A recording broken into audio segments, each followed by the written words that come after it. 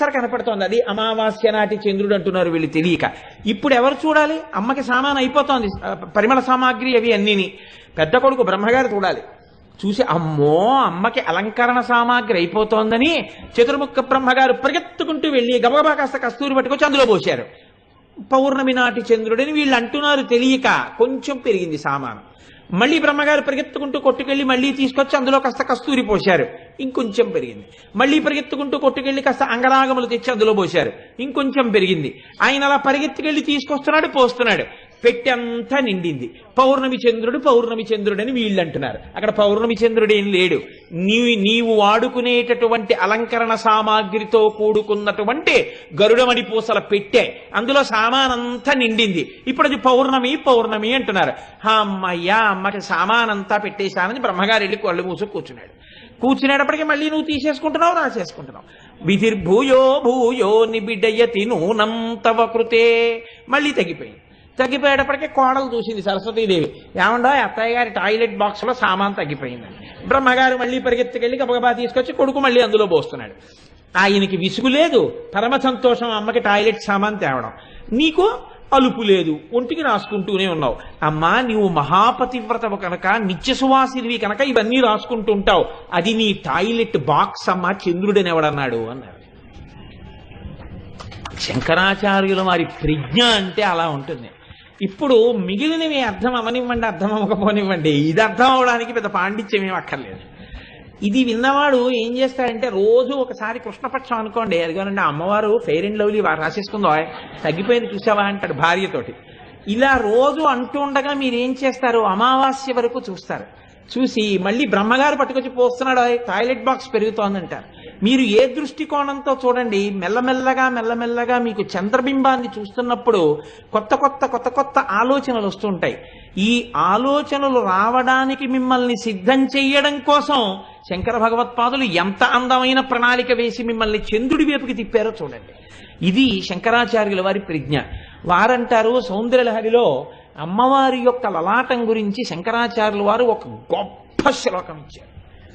ఈ శ్లోకం నేనైతే అనుకుంటాను, మీ అంతటా మీరుగా శ్లోకాన్ని చదువుకుని మీరు ఆ శ్లోకానికి అర్థతాత్పర్యాలు తెలుసుకుని మీరు ఇది ఎలా వస్తోంది అని బాగా అర్థం చేసుకుంటే, మీరు అర్థం చేసుకోవడానికి చేసినటువంటి ప్రయత్నమే ధ్యానము. శంకరాచార్యులు వారి ప్రజ్ఞ ఎక్కడుంటుందంటే, దీని మీద ధ్యానం చేస్తే పిల్లలకి గొప్ప ప్రయోజనం ఉంటుంది అని ఆయన అనుకున్నారనుకోండి, ఆయన చెప్తున్నట్టు ఉంటుంది. కానీ ఆయన ఏం చెప్పరు, మీతో ధ్యానం చేయించి మీతో జవాబు చెప్పిస్తారు.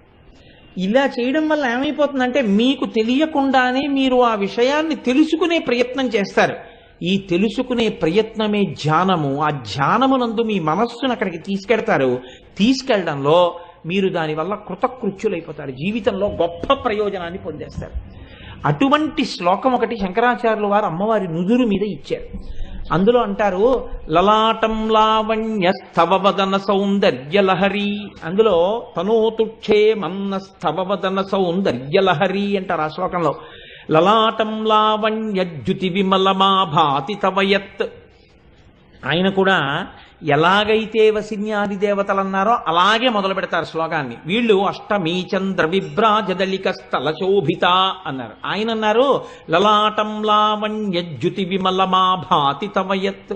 ద్వితీయం తన్మన్యే మకుటఘటితం చంద్రశకలం విపర్యాసన్యాసాదుభయమపి సంభూయ చమిదః సుధాలేపస్యూతి పరిణమపి రాకాహిమకరః అన్నారు.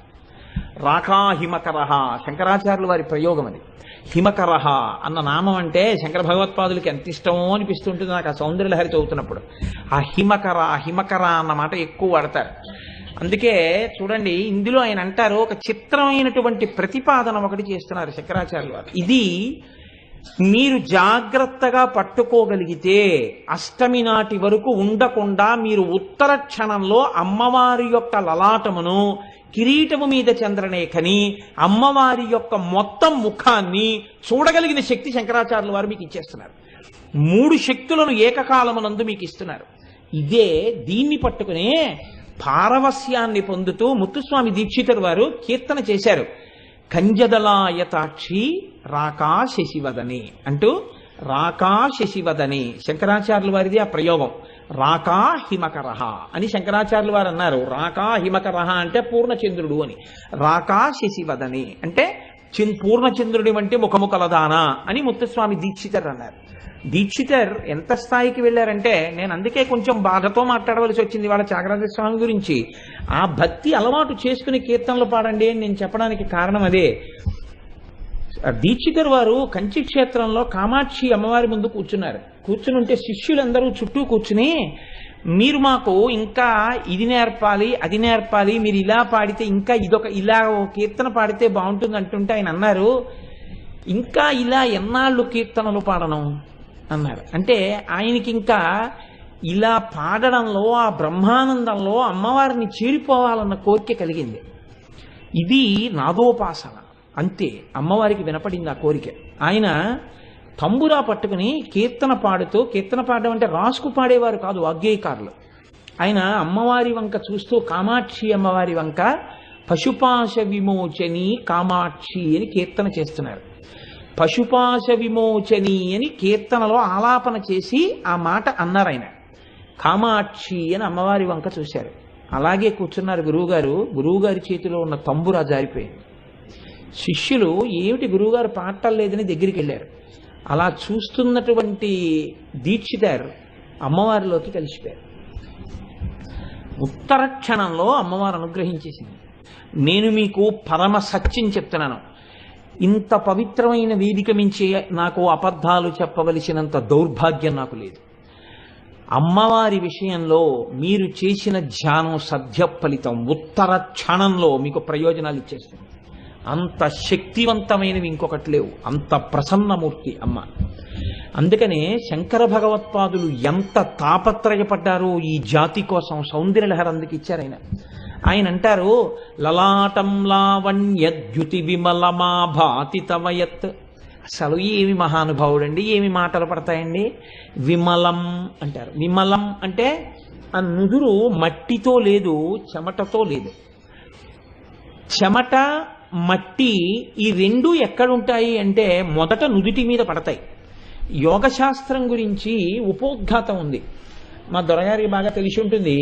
యోగా చేసే వాళ్ళ గురించి మొట్టమొదట ఒక మాట చెప్తారు.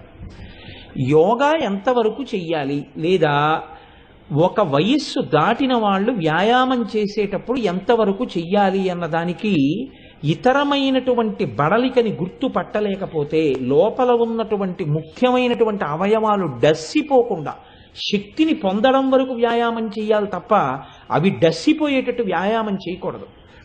అది ఎలా తెలుస్తుంది అని అడిగారు. నుదుటి మీద చెమట బిందువు వచ్చే వరకు అని చెప్పారు. నుదుటి మీద చెమట బిందువు పట్టిందనుకోండి ఇంకా వ్యాయామం చెయ్యవద్దు అని శరీరం చెప్పినట్టు. బాడీ లాంగ్వేజ్ అని ఉంటుంది. బాడీ లాంగ్వేజ్ అంటే శరీరం మాట్లాడుతుంది. Pain is a language of the body. నొప్పి అనేది శరీరము యొక్క మాట. ఏదో తేడా వచ్చిందనుకోండి, మీరు దానికి హాజరు కారు, అప్పుడు శరీరం మాట్లాడుతుంది. ఇక్కడ తేడా వచ్చింది, నువ్వు దీన్ని పట్టించుకోవట్లేదు, ఇక్కడ నేను ఇబ్బంది పడుతున్నాను, వ్యవస్థలో ఇక్కడ ఒక దోషం ఏర్పడింది, నువ్వు దీని గురించి పట్టించుకో అని చెప్తుంది. ఈ పట్టించుకోని చెప్పడమే నొప్పి. అప్పుడు మీరు వైద్యుడి దగ్గరికి వెడితే ఎక్కడ నొప్పి అక్కడ ఎక్స్రే తీసి ఇక్కడ ఏదో అరిగిపోయిందో ఇక్కడ ఏదో కరిగిపోయిందో అని చెప్తారు. ఎందుకంటే ఆయన ఎందు ఈశ్వరాంశ ఉంటుంది కాబట్టి. వైద్యుడు సాక్షాత్తు ఈశ్వరుడు అని చెప్పింది శాస్త్రం. వైద్యో నారాయణో హరి వేద్యో వైద్య సదాయోగి ప్రథమో దైవ్యోభిషకో. వేదం 1కి 10 మార్లు. ఒక డాక్టర్ అవ్వాలి అంటే ఈశ్వరుడి యొక్క అనుగ్రహం పరిపూర్ణంగా వ్యక్తిలో ప్రవేశిస్తే అతడు వైద్యుడవుతాడని చెప్తోంది. అందుకే బహుశా ఏ వృత్తిని వేదం అంతగా శ్లాఘించలేదు. అంత శ్లాఘించింది వైద్య వృత్తినే శ్లాఘించింది. అందుకే వైద్యుడు అనేటప్పటికీ నమస్కార యోగ్యుడు ఆయన. కనుక చూడండి, ఇప్పుడు నుదుటి మీద మనకి చెమట పడుతుంది. ఎందుకంటే మనం ఎప్పుడూ ఏదో బడలిపోతుంటాం. అలిసిపోవడంలో చెమట ఎక్కువ ఎక్కడ పడుతుందంటే నుదుటి మీద పడుతుంది. నుదుటి మీద పట్టేటటువంటి చెమట చేత వెంటనే దుర్గంధ భూయిష్టమవుతుంది. నుదురు చెడ్డవాసన వస్తుంది. కానీ అమ్మవారి యొక్క నుదురు ఎలా ఉంటుంది? విమలం. ఎప్పుడు దాని మీద ఏ విధమైనటువంటి ధూళితో కూడి ఉండదో, ప్రసన్నంగా చక్కగా ఉంటుంది. లలాటం లావణ్య లావణ్యము అన్న మాటకు అర్థం ఏమిటో తెలుసా అండి? తిక్కన గారు మహాభారతంలో దీని గురించి ద్రౌపదీదేవి ఎందు ఆరోపించి మాట్లాడతాడు. ఎలదీవ గప్పిన ఎలవి పరాగంబు క్రియమేన మిదిరి రిణువొప్ప అంటాడు. కీచకుడు ఆవిడ్ని పట్టి లాగేటప్పటికీ ఆవిడ వయస్సు చాలా పెద్దదే, కానీ ఆవిడ పట్టి లాగితే నేల మీద పడిపోతే ద్రౌపదీదేవి ఎంత అందంగా ఉంది అంటే లేతయాలుక తీగ నేల మీద పడి మట్టెంటుకుంటే ఎంత అందంగా ఉంటుందో కింద పడిన ద్రౌపది అంత అందంగా ఉంది అన్నారు. ఎందుకని? ఆవిడిది అమ్మవారి అంశ యాజ్ఞసేని, ఆవిడ అగ్నిహోత్రంలోంచి పుట్టింది, పుడుతూనే యవ్వనంతో పుట్టింది ఆవిడ. ద్రౌపదీదేవి అంటే మాటలు కాదు, మహాభారతంలో అంతటి గొప్ప తల్లి.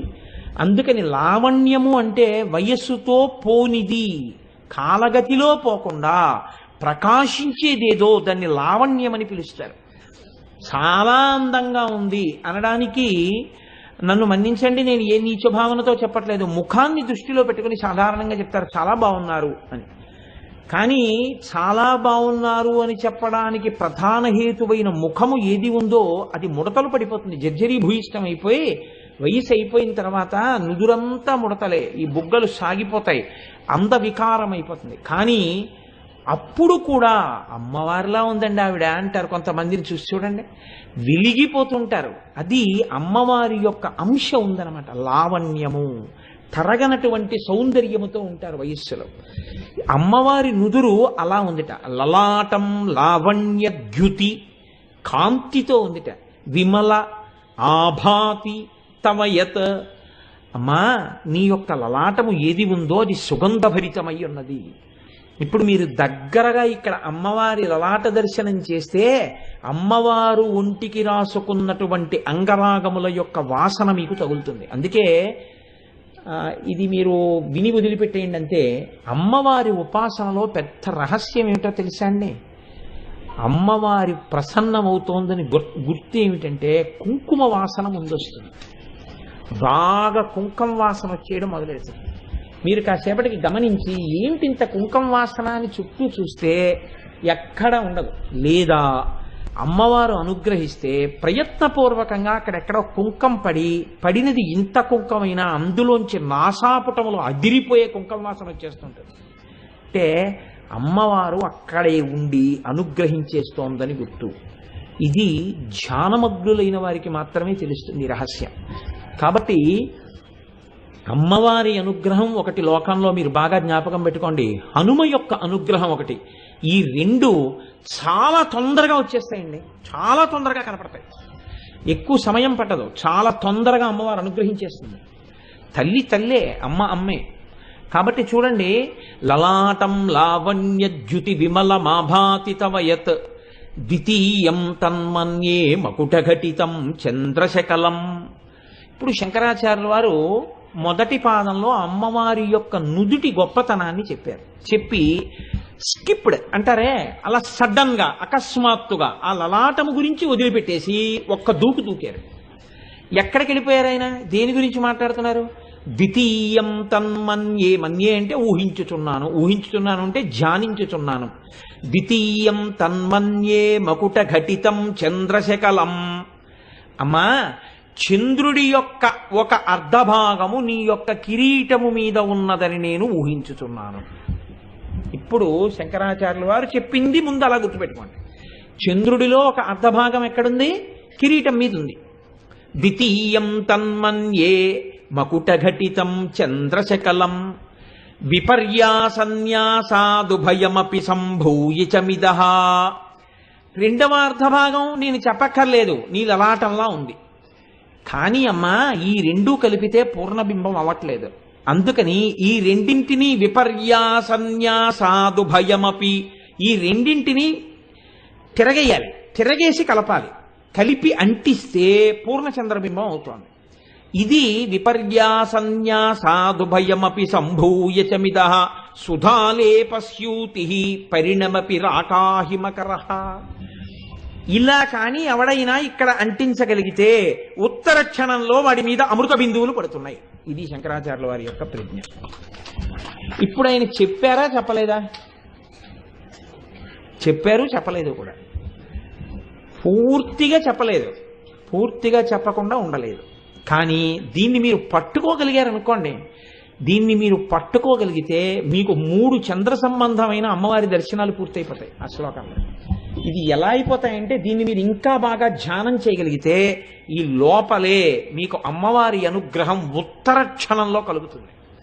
మీరు ఎక్కడ కూర్చున్నా అలా చేసేయగలిగిన శక్తికి వెళ్ళిపోతారు. అలా చేసి పెద్దలు పరిష్కారములను సాధించారు.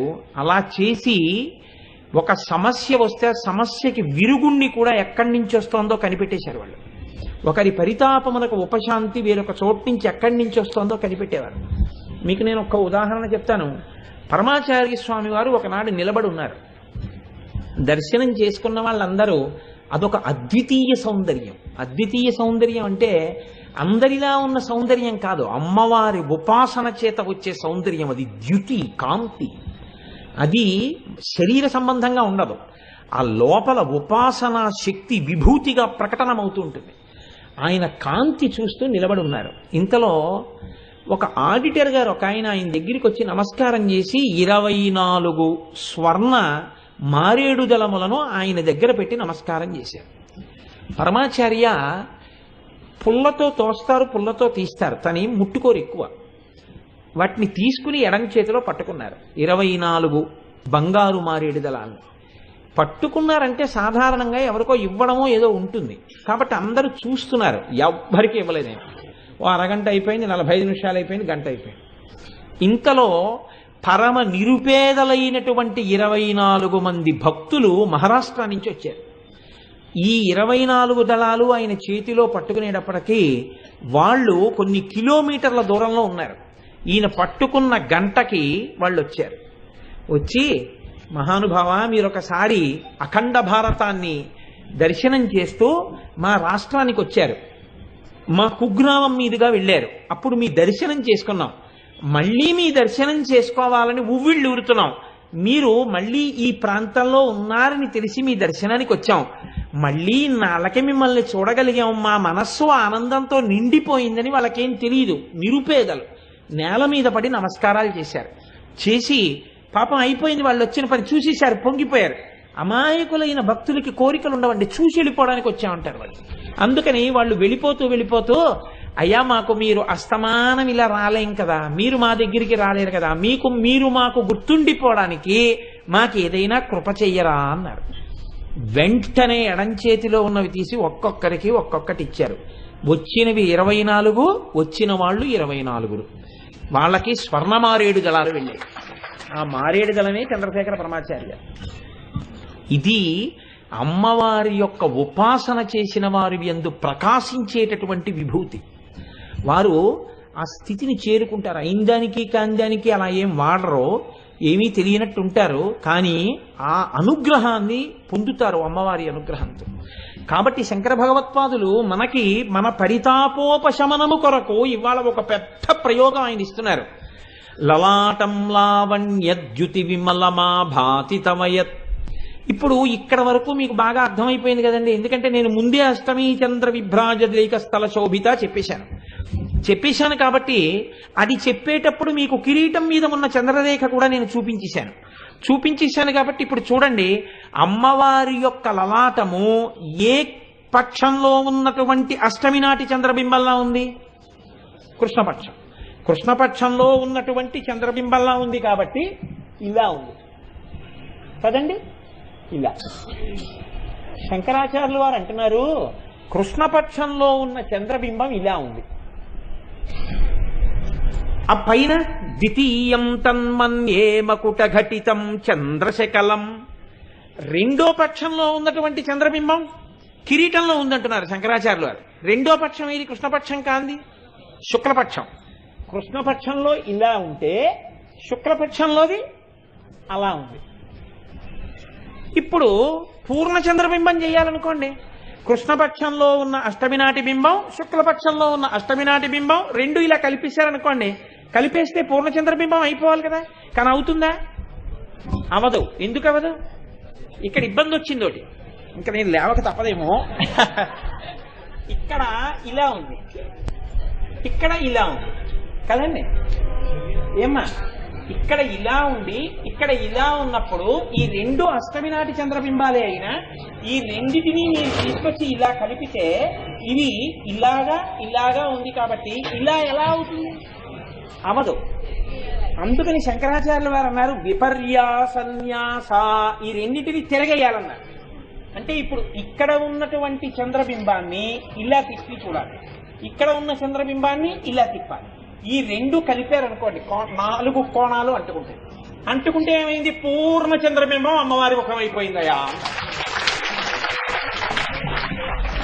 మీకు అర్థమయ్యేట్టు చెప్పగలిగానేమో అని నేను అనుకుంటున్నాను. విపర్యాసన్యాసాదుభయమపి సంభూయ చమిద. ఇక్కడ వరకు బాగుందండి. ఇప్పుడు మీకు 3 దర్శనాలు అయ్యాయి. ఒకటి కిరీటంలో ఉన్నటువంటి చంద్రరేఖ, ఒకటి లలాటమునందున్న చంద్రరేఖ, 3 రెండిటిని తిరగేసి కలపడం వల్ల వచ్చినటువంటి పూర్ణ చంద్రబింబం.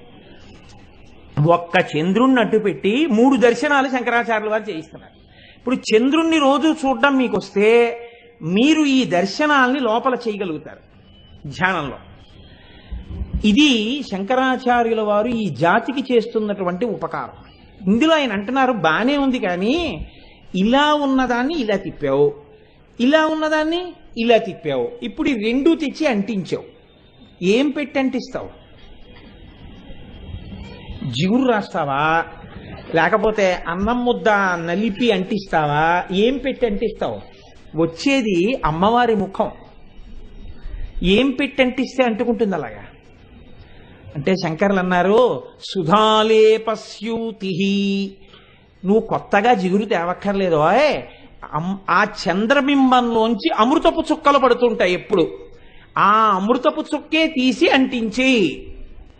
అంటించేస్తే పూర్ణ చంద్రబింబంలోంచి అమృతంతో అంటుకున్నది ఓడ్డం ఉండదు. అందుకని ఇప్పుడు అమ్మవారి ముఖం పూర్ణచంద్రబింబం అయితే అందులోంచి అమృతం స్రవిస్తూ ఉంటుంది.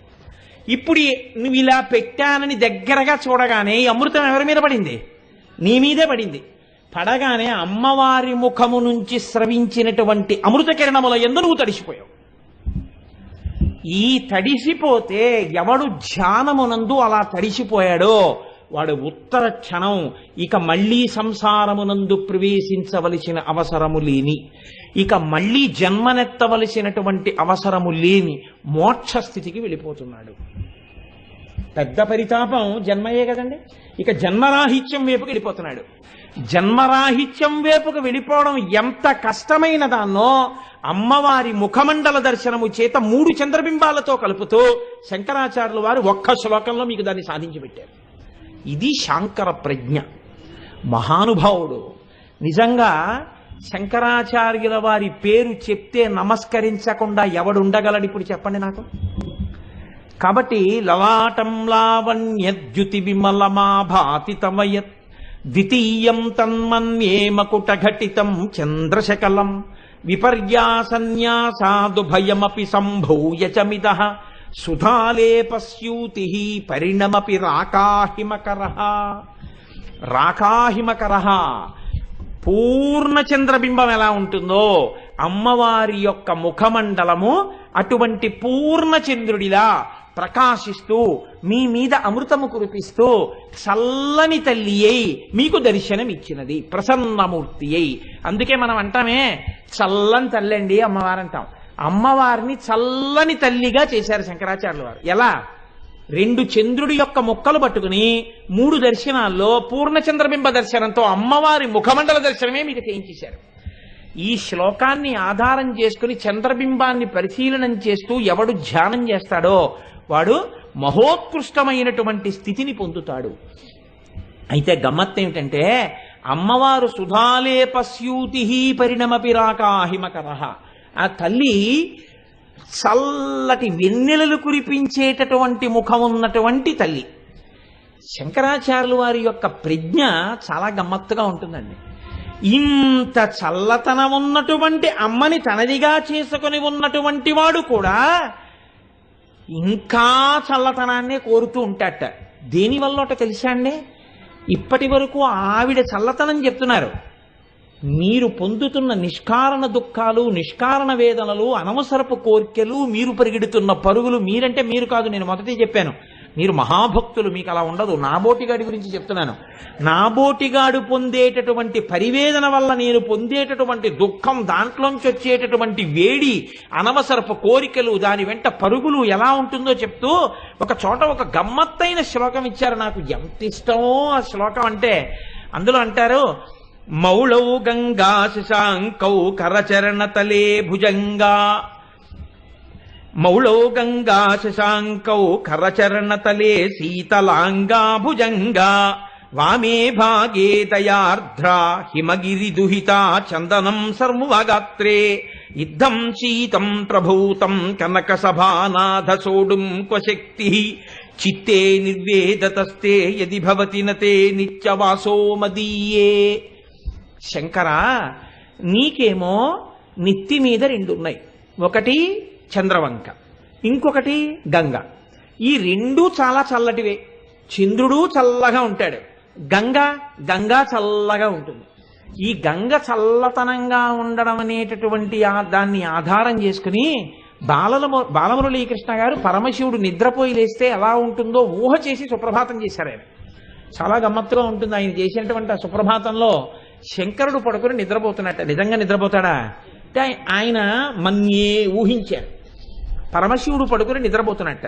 నిద్రపోతుంటే ముందు యజమాని లేవాలా, యజమానురాలు లేవాలా అంటే యజమానురాలు లేస్తుంది, యజమాని కాదు లేచేది. అందుకని ఆవిడ లేచింది ముందు. లేచి ఇల్లంతా చక్కబెట్టుకుంది. ఆయన లేస్తాడు, ఏదో పూజ అంటాడు, పునస్కారం అంటాడు, అన్ని ఏర్పాట్లు చేసింది. ఈవిడ లేచిన తర్వాత ఎప్పుడైతే అమ్మ లేచిందో, ఒరే లేచి వేదం చదువుకోండి, ఒరే లేచి స్తోత్రాలు చదువుకోండి అని పిల్లలిద్దరినీ కూడా లేపింది. పెద్ద సంసారం కదండి, ఆద్య కుటుంబిని, మొదట కుటుంబం వాళ్ళదే మరి. అందుకని వాళ్ళు మనలాగే పిల్లల్ని లేపాలి. అమ్మవారిద్దరినీ లేపి వినాయకుడిని సుబ్రహ్మణ్యుడిని కూర్చోబెట్టి చదువుకోమంది. ఇద్దరు చెరోగోడ దగ్గర దర్భాసనాలు వేసుకుని చదువుకుంటున్నారు వేదం. చదువుకుంటుండగా ఇంత వేళయింది ఇంకా పడుకున్నారేమిటినా అని ఆయన్ని లేపుదామని ఆవిడ గదిలోకి వెళ్ళింది. నాన్నగారు నిద్రలేస్తున్నారని చెప్పి పిల్లలిద్దరూ వేదం పుస్తకాలు పక్కనెట్టేసి వీళ్ళు కూడా అమ్మ వెనకాతలే పవిటకం కట్టుకుని వెళ్ళారు. హంసతూలికా తల్పం మీద పడుకుని ఉన్నాడు శంకర్. అమ్మవారు వెళ్ళి ఇలా తట్టి లేవండి లేవండి అంద కదా. అలా పర్యంకం పక్కన తిరుగుతూ ఏదో పని చూసుకుంటూ, ఏమండి చాలా తెల్లవారిపోయింది ఇంకా ఏమిటి పడుకున్నారు అని ఏదో మాట్లాడుతోంది ఆవిడ తిరిగి. ఈలోగా పెద్దవాడు వినాయకుడు, పెద్దవాడే, అమ్మో తండ్రి గారు లేస్తారని గబగబా తండ్రి గారి పాదాల దగ్గర నించున్నాడు. నాన్నగారు లేవగానే కాళ్ళు పట్టుకున్నాడు. చిన్నవాడే కదండి, అమాయకుడు వాడు, ఇంకా నిన్న మొన్న పుట్టినవాడు. అందుకని సుబ్రహ్మణ్యుడు మాత్రం ఏం చేశాడంటే శంకరుడు పడుకునేటటువంటి తలగడా దగ్గర ఎక్కి కూర్చున్నట్టు. కూర్చుంటే ఇప్పుడు ఆయనకు చిత్రమైన బుద్ధి పుట్టింది. నాన్నగారు పడుకున్నారు కదా అని నాన్నగారి మూడో కంటి దగ్గర చెయ్యెట్టేట. వెచ్చగా తగిలింది అగ్నిహోత్రం. ఇప్పుడు వేడిగా ఉంది. మనం చూడండి, నిప్పుల కుంపటి దగ్గరికి వెళ్ళి, ఇప్పుడు లేవు కుంపట్లు కానీ మా చిన్నతనంలో ఉండేవి, కుంపటి దగ్గర ఇలా చెయ్యడితే సెగకి వేడెక్కేది. చలికాలంలో గొంతు కూర్చుని ఆ వేడి ఇలా నుదురు మీద, ఇలా కళ్ళ మీద, ఇలా ముక్కుల మీద పెట్టుకుని, ఎవరే నా బొగ్గలు ఎంత వేడెక్కాయో, నా నుదురు ఎంత వేడెక్కిందో అనుకుంటూ ఉండేవాళ్ళం. అలా మూడో కంటి మీద చెయ్యెట్టేవట, వేడిగా ఉండేదిట. గంగ మీద చెయ్యెట్టేవట, చల్లగా ఉండేదిట. నాన్నగారి మూడో కంటి మీద చెయ్యట్ట, నాన్నగారి గంగలో చెయ్యట్ట, ఇలా తల మీద మూడో కంటి మీద పెట్టి ఆడుకుంటున్నట్ట. ఇంతలో అమ్మవారు ఇడిదిరిగి వచ్చి చూసి, ఉదే ఏమిట్రా ఆటలు, నాన్నగారు పడుకుంటేను, లే అలా ఆడచ్చా, అన్న ఇలా చక్కగా వెళ్ళి కాళ్ళ దగ్గర నుంచో నాన్నగారు లేస్తారు అందిట. అనేటప్పటికే పరమశివుడు ఇలా కళ్ళు విప్పెట్ట ప్రసన్నుడై. ఆయన ఒక్కసారి లేచి ఒళ్ళు విరుచుకున్నాడు. మరి నిద్ర లేవగానే ఎవరైనా విరుచుకోవాలి కదండి. ఆయన విరుచుకుంటే ఆయనకు అలవాటు ఉంది, పాశంచ ఘంటాం, నడుం చుట్టూ గంటలు కట్టుంటాయి. ఆయన ఇలా ఒళ్ళు విరుచుకునేటప్పటికీ గణ గంటలు మోగి. ఈ గణ గంటలు మోగేటప్పటికీ అమ్మ బాబోయ్ శంకరుడు బయటికి వచ్చేస్తున్నాడులా ఉంది, నేను గబగబా ఆయన్ని తీసుకెళ్ళడానికి సిద్ధమైపోవాలని, ఇంకా శంకరుడు లేవలేదు కదా అని. పాపం చలికాలం ఆ నంది పడుకునేటప్పుడు చాలా గమ్మత్తుగా పడుకుంటుంది. వెనక రెండు కాళ్ళు మడిచేసి కడుపు కిందకు పెట్టుకుంటుంది, ముందు రెండు కాళ్ళు మాత్రం ఇలా మడతేసుకు పడుకుని ఇలా ఓ పక్కకి ఒరిగి అలా ఎత్తి చూస్తూ, ఒక్కొక్కసారి దానికి ఇంకా విశ్రాంతిగా పడుకోవాలనిపించింది అనుకోండి, భూమి మీదకి ఇలా ఒరిగిపోయి యువతల దవడ